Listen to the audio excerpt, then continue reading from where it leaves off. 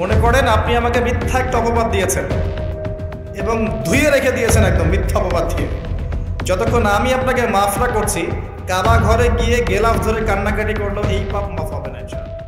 বহু প্রকাশনা নিশ্চিত করেছে যে ইসলামিক বক্তা আবু তওয়া মুহাম্মদ আদনান ও সাবিকুন নাহারের মধ্যে বিবাহ বিচ্ছেদ তালাক সম্পন্ন হয়েছে।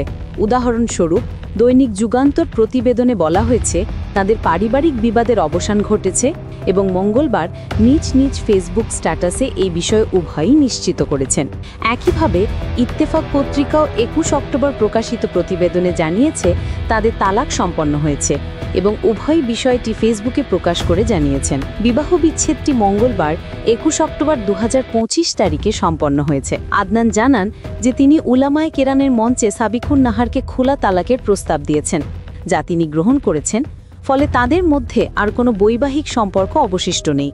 উভয় পক্ষই এই তথ্য ওই দিনেই ফেসবুকে প্রকাশ করেছেন। উভয় পক্ষ তাদের স্ট্যাটাসে বিশেষ কোনো বিবাহ বিচ্ছেদমূলক কারণ ব্যক্ত না করলেও উল্লেখ করেছেন যে বিষয়টি দেশের বরেণ্য উলামাদের পরামর্শে শারিয়ার আলোকে সুন্দরভাবে সমাধান হয়েছে। সাধারণভাবে বলা হয়েছে পারিবারিক বিষয়গুলো উলামাদের পরামর্শ অনুযায়ী অর্থাৎ শারিয়া মোতাবেক মীমাংসিত হয়েছে।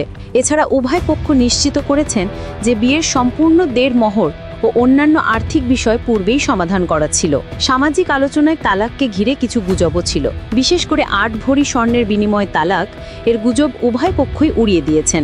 আদনান স্পষ্ট করে বলেছেন এই গুজব মিথ্যা।